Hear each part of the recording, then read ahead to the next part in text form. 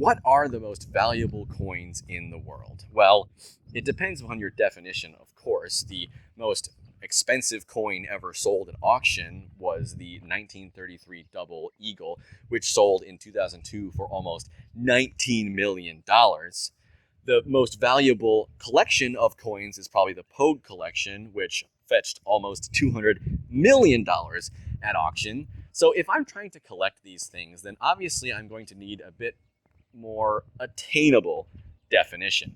So instead of looking at sale price, let's look at face value of coins. After all, the Double Eagle is just a commemorative $20 coin, and the entirety of the Pogue collection amounts to less than $1,000.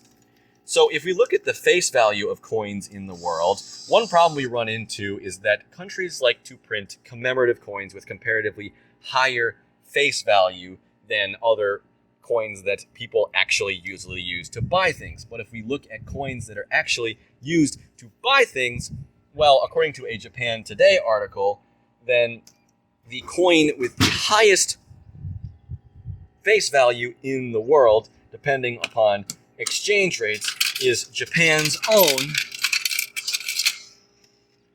500 yen coin.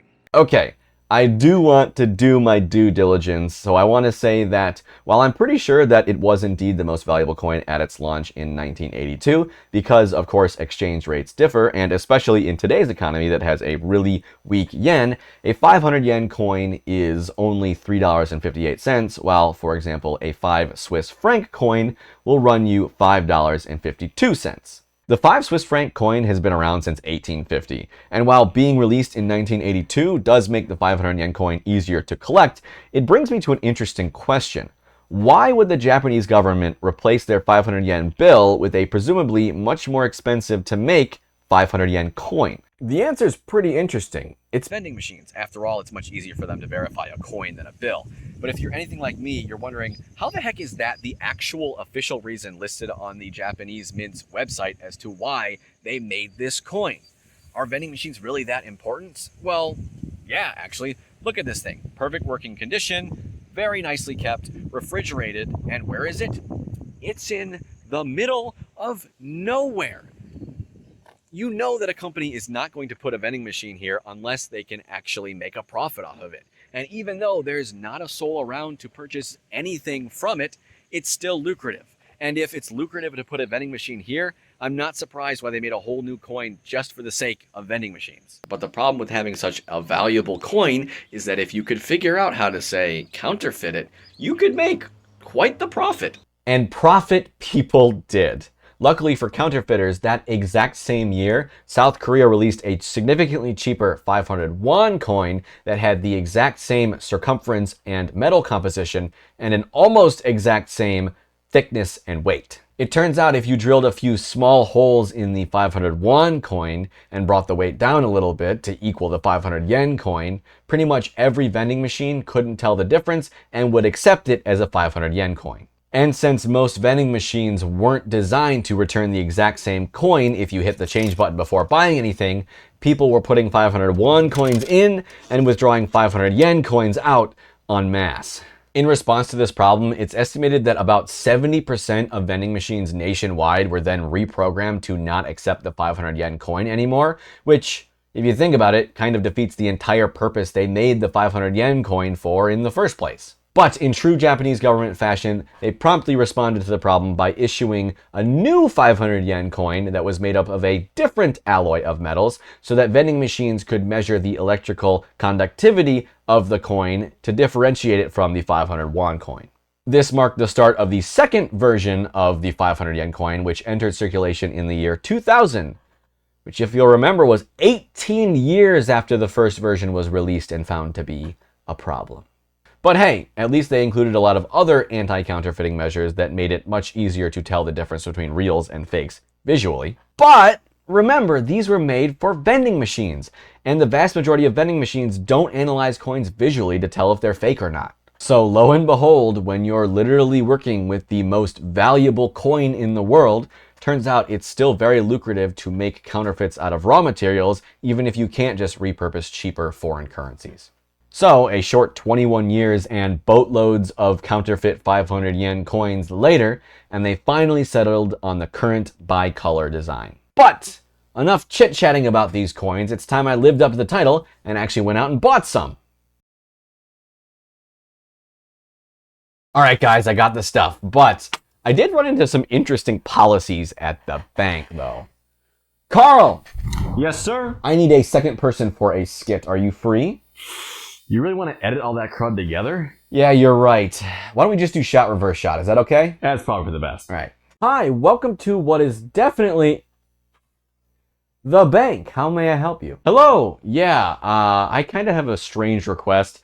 I've been looking to collect 500 yen coins, and I noticed withdrawing coins from the ATM incurs a fee. So I'm wondering if I could withdraw 10,000 yen worth of only 500 coins directly from my account? Yeah, sure. If you do it here at the desk, you can actually withdraw up to 25,000 yen worth. That's 50 coins, if you're wondering, without incurring any fees.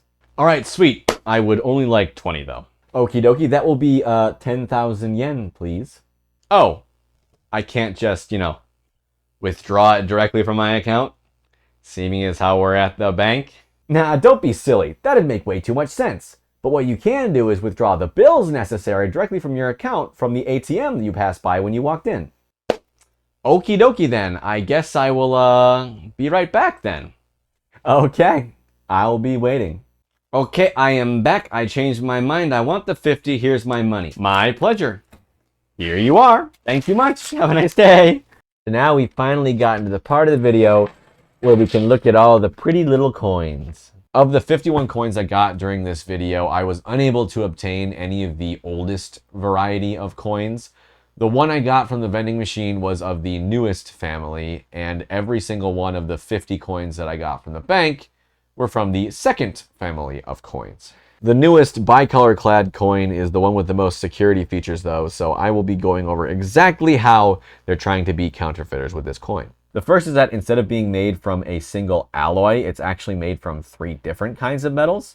In this diagram, we can see that metal C is sandwiched between metal B, and then metals C and B are then pressed into a metal A ring to make a harder to counterfeit structure. Any European folks in the audience may recognize this kind of printing because it's also used in the euro. Another technique they used was to write things in very small font.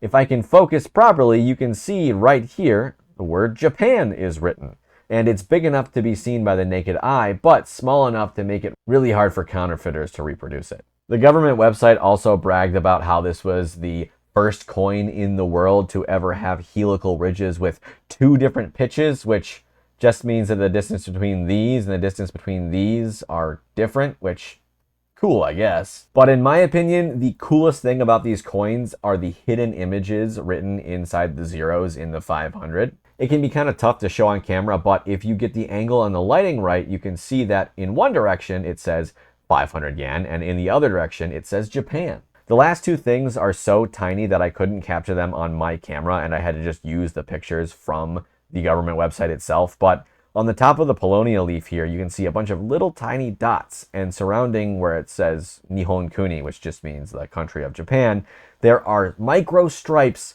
finer than a human hair, which make it extremely hard for counterfeiters to reproduce. But while it is cool that they're doing so much to fight counterfeiting, the existing vending machines now all need to be updated so that they can recognize all of the new coin designs. Of the 2 vending machines that are near my house, one of them has a sticker on it informing you that you can indeed use both old and new coins in it, but the other one doesn't, and when you try to put a new coin in it, it just immediately spits it back out because it thinks it's fake.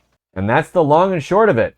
That was the story of how the most valuable coin in the world, well, it comes with a price. But Carl, you might be asking, didn't you say you're going to collect these? And yes, I did, and fear not, I will be doing that. Truth be told, I had intended to make that video this week, but after researching the history of the coins, I thought it was so cool that I needed to make an entire video just dedicated to that. So next week is going to be all about sorting through all these dang coins, figuring out which ones I got, talking about some of the interesting collector aspects of the coins, and finally figuring out and making a way to display them properly. So if that all sounds like it is interesting to you, drop a subscription, and while you're waiting for next week, you can check out my other social media. I'll see you later. Bye.